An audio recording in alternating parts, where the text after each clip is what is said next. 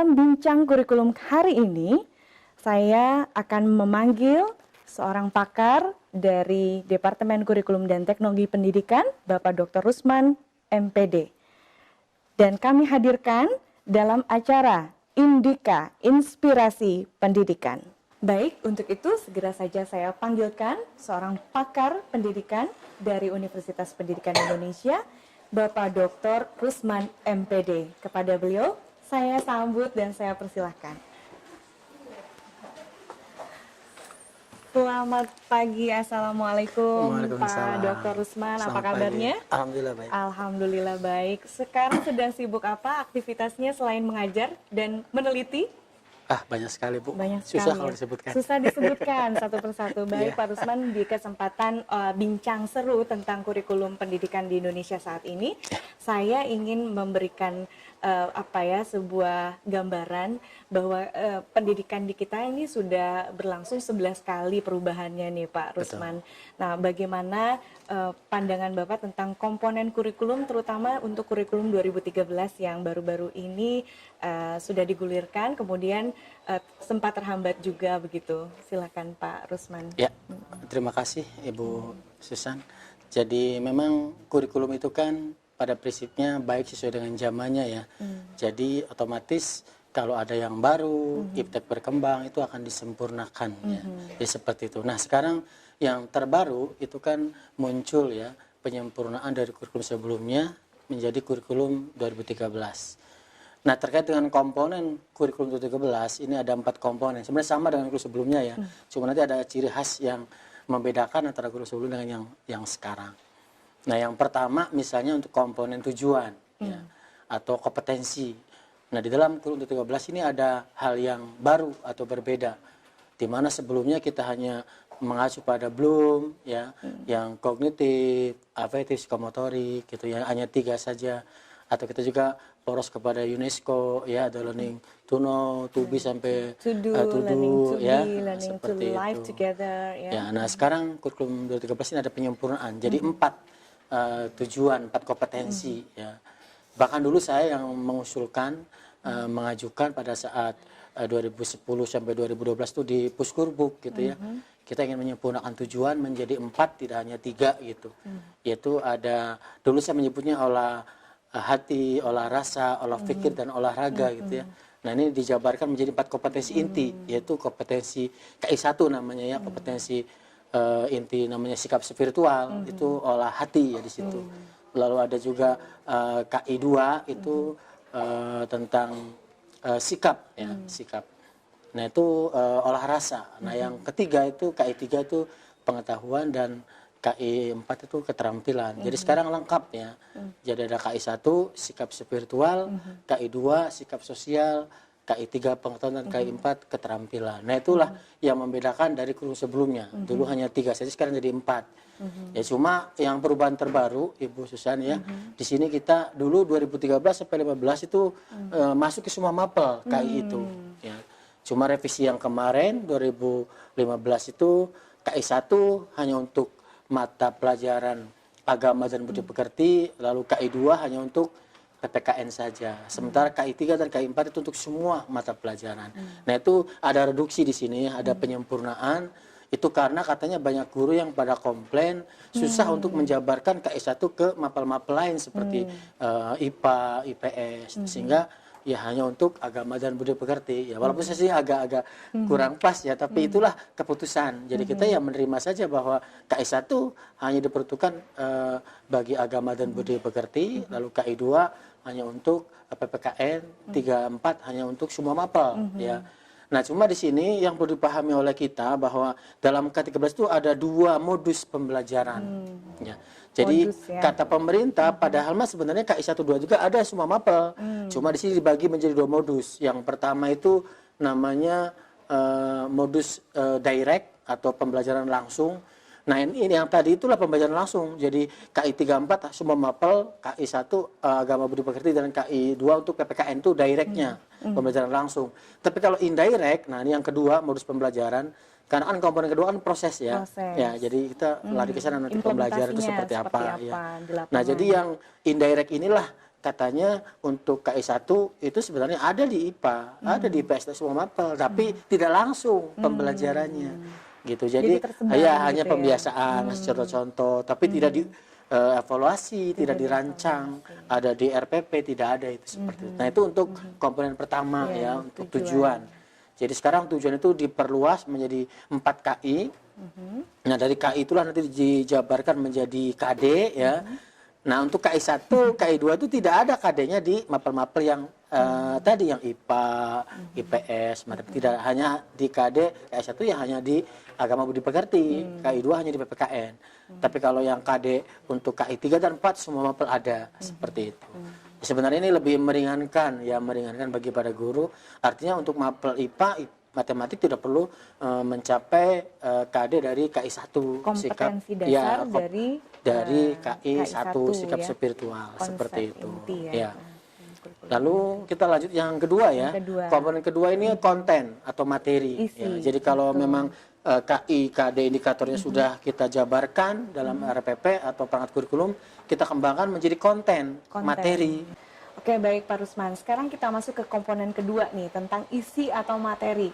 Kira-kira seperti apa isi atau materi yang perlu dikembangkan dalam kurikulum 2013 atau kurikulum berikutnya yang menjadikan tujuan-tujuan lain ya, seperti yang Pak Rusman tadi sebutkan bahwa kurikulum itu akan berubah sejalan dengan perubahan teknologi, informasi, kemudian komunikasi, kemudian perubahan tujuan secara negara, secara visi negara dan dunia, barangkali seperti itu. Nah, sekarang kita masuk ke inti kedua. Terima kasih. Jadi untuk komponen yang kedua itu ada komponen namanya konten atau materi dalam sebuah kurikulum. Jadi kalau tujuan sudah ditetapkan, lalu dikembangkan menjadi komponen yang kedua yaitu konten atau materi. Nah yang perlu diperhatikan dalam komponen konten itu satu, banyak sekali hal-hal yang berperhatikan. Yang pertama adalah scope dan sekuen. Ya, jadi cakupan, sistematika, urutan, kedalaman, keluasan dari konten itu harus diperhatikan.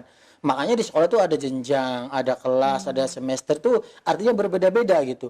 Tidak boleh seorang guru mengajar di kelas 1, kelas 2, kelas 3, di SMP, SMA itu sama. Ini agak berbeda. Jadi ada scope dan sekuen. Cakupan, kedalaman, keluasan itu akan berbeda. Termasuk jenis dari konten itu beda, ada yang konsep, fakta, prinsip, generalisasi itu akan berbeda. Nah inilah guru harus mengembangkan atau TPK Timbang harus mengembangkan komponen itu menjadi yang utuh, yang lengkap gitu ya. Lalu yang kedua itu ada organisasi isi konten, ada SSC, ada SC gitu ya, dan juga ada integrasi kurikulum. Jadi yang pertama integrasi kurikulum itu adalah untuk yang di PAUD, di SD itu terpadu. Jadi kontennya bentuknya tema gitu, tematik, tidak mapel. Tapi kalau yang SC itu sudah mulai dipecah ya, untuk di SMP itu bisa digunakan atau SMA itu ya. Tapi yang lebih kentara di SMP itu namanya kurikulum namanya. Jadi kurikulum yang digabung ya. Jadi kalau kita melihat misalnya ada IPA, IPS itu gabungan sebenarnya. Ya IPS itu kan gabungan ya. Dari ekonomi koperasi, sejarah menjadi IPS. IPA juga gabungan kan dari biologi, fisika itu. Nah, untuk level seperti di SMP tuh udah bisa digabung. Ya, kalau di SD kan diintegrasikan tema gitu. Nah, baru yang lebih tinggi itu namanya yang terpisah, SSC ya.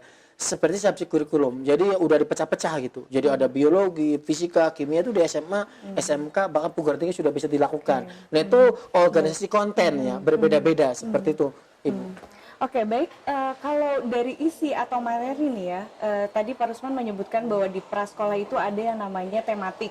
Ya. Nah, sementara ini di tingkat jenjang pendidikan sekolah maupun dari SD, SMP, SMA dengan berbagai jenjangnya, ada tidak sih sebuah sistem atau supervisi khusus untuk menyamakan semua isi atau konten materi yang akan diberikan kepada siswa? Ya, jadi untuk konten tema dari tematik sekarang ini alhamdulillah sudah disiapkan oleh pemerintah ya. Jadi pemerintah itu sudah membuat yang namanya buku tematik terpadu untuk anak SD dari kelas 1 sampai kelas 6 itu sudah dibuatkan ya semua konten tematiknya. Jadi guru tinggal nanti mengembangkan menjadi RPP lalu siap diajarkan di kelas seperti itu. Jadi tematik ini cuma yang jadi masalah kadang-kadang di SD itu belum semuanya menerapkan tematik terpadu. Ini yang saya sayangkan. Masih ada sekolah-sekolah yang mapel menerapkannya gitu. Jadi mengajar matematik, mengajar IPA ini yang melanggar aturan dari sistem pemerintahan ya dari kurikulum. Karena di SD itu harus etik dari kurikulum harus terpadu. Jadi guru tidak boleh mengajarkan mapel setiap siswa, itu akan susah. Ini teori yang dipakai adalah teori Gestalt. Jadi keseluruhan itu lebih bermakna bagian SD daripada bagian-bagian. Jadi kalau belajar dipecah-pecah itu bagian SD susah. Tapi kalau dikemas dalam sebuah tema itu akan mudah. Misalnya tema diriku gitu ya. Kita nanti ada muatan mapel di tema diriku itu. Misalnya tentang matematik kita bisa menghitung panca indera. Coba Nana jumlah ini jari tangan ada berapa? Itu matematik, tapi tidak dibilang penjumlahan matematik satu tambah enggak seperti. Tapi coba hitung jari ini. Nah itu tema diriku ada muatan matematik gitu. Lalu muatan misalnya kesenian SBD kan bisa dengan nyanyi, bisa dua mata saya hidung. Nah, itu kan ada nyanyi tapi tentang tema diriku gitu. Artinya kan mudah seperti itu ya, gitu ya. Daripada matematik 1 tambah 2 itu kan abstrak bagi anak SD. Itu susah gitu. Nah, itulah yang menyalahi aturan. Tapi kalau dengan tema-tema yang sudah dikembangkan, itu satu tema 1 bulan oleh pemerintah, guru harus mampu seperti itu gitu. Baik. Jadi bagaimana sih upaya dari pemerintah sendiri atau dari pengembang kurikulum sendiri menyikapi sekolah-sekolah atau tenaga pengajar yang belum menerapkan meldnya atau penggabungan dari proses pembelajaran yang belum tematik tadi, belum tergabung secara keseluruhan begitu, Pak Rusman. Ya, jadi sebenarnya pemerintah sudah banyak cara dilakukan ya untuk menyampaikan kepada guru, baik itu melalui pelatihan guru ya, dalam PLPG juga dilatihkan, dalam pelatihan implementasi kategori juga dilatihkan. Dari situ juga ada peer teaching, micro teaching, bagaimana dia menerapkan tematik itu sudah dilatihkan sebenarnya. Cuma untuk sanksi sampai hari ini itu belum ada ya, sanksi yang tegas bagi sekolah, misalnya sekolah dasar yang belum menerapkan tematik. Saya kira ini harus ada fungsi controlling dari pengawas. Ya, bagusnya pengawas lah yang mengontrol ke sekolah-sekolah di sekolah dasar itu untuk melihat bagaimana proses pembelajaran dilakukan oleh guru, apakah sudah sesuai dengan relnya, dengan tematik terpadu atau belum gitu seperti itu. Kalau belum ya disinilah peran pengawas, kepala sekolah untuk memberikan controlling ya, pengawasan supaya nanti ada semacam teguran, ada semacam memandu bagi guru, seperti inilah tematik terpadu gitu ya, seperti itu. Ya, baik. Jadi menurut Pak Rusman, tematik terpadu itu sebuah komponen isi atau materi yang komprehensif ya, yang bukan kompleks begitu. Kompleks tidak, kan sebetulnya kalau kita menuntut guru untuk melakukan ini itu sesuai dengan isi atau materi yang seperti tadi Pak Rusman sebutkan yang kompleks itu, mungkin pada tatanan kenyataannya memberatkan gitu bagi seorang guru untuk menyamaratakan semuanya seperti itu. Ya, ini tergantung keikhlasan guru dalam mengajar sebenarnya. Jadi kalau guru itu ikhlas, sebenarnya ini suatu hal yang kata saya malah untuk menyederhanakan mengajar gitu. Kalau dipecah-pecah kan dia harus menyiapkan banyak. Sementara kalau tematik, ya kita hanya satu tema dilihat dari muatan beberapa mata pelajaran. Dan itu sudah dibuat buku panduan gurunya, buku siswanya oleh pemerintah, tinggal melaksanakan saja gitu ya. Dan inilah perlunya kreativitas guru sebenarnya. Jadi kalau guru kreatif nggak ada masalah menurut saya, bahkan lebih mudah gitu ya. Tapi kalau guru nggak kreatif saya kurang tahu.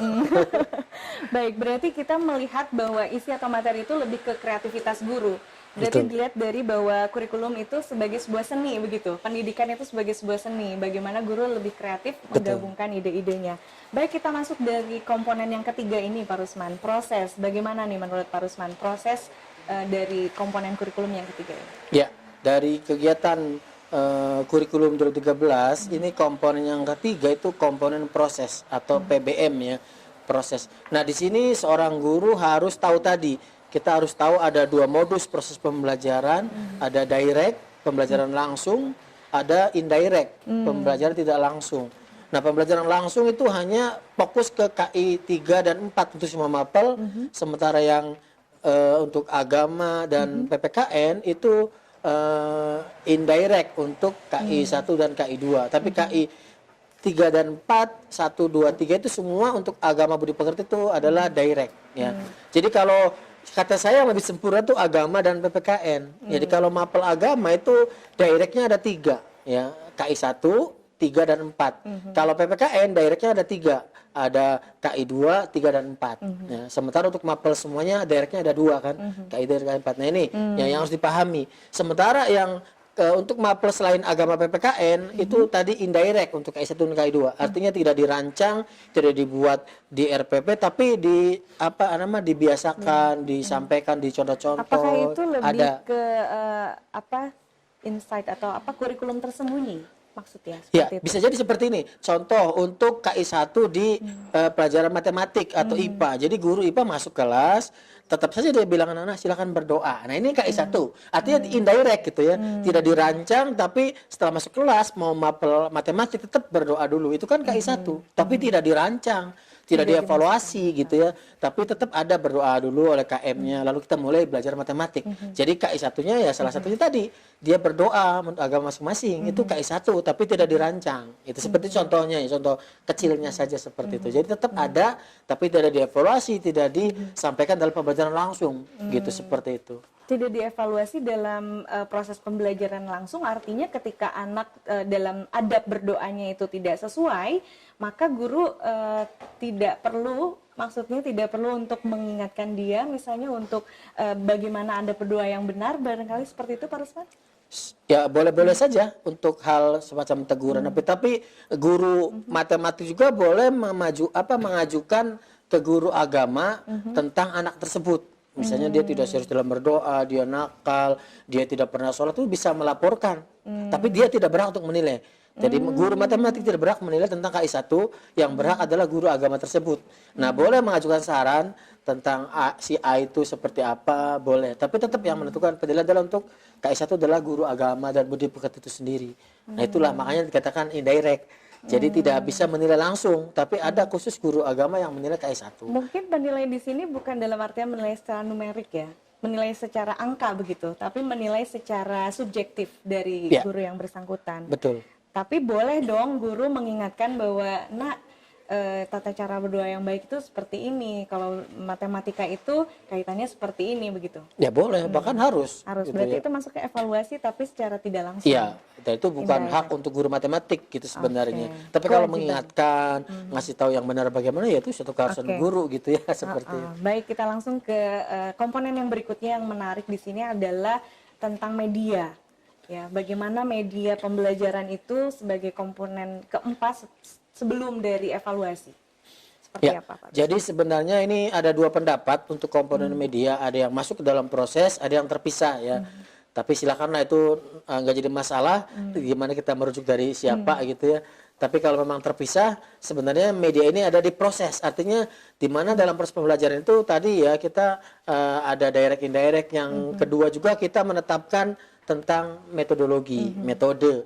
Ya, kita menetapkan metodenya apa, modelnya apa, strateginya apa, sampai nanti ke medianya itu. Ya, jadi seorang guru itu harus seperti itu.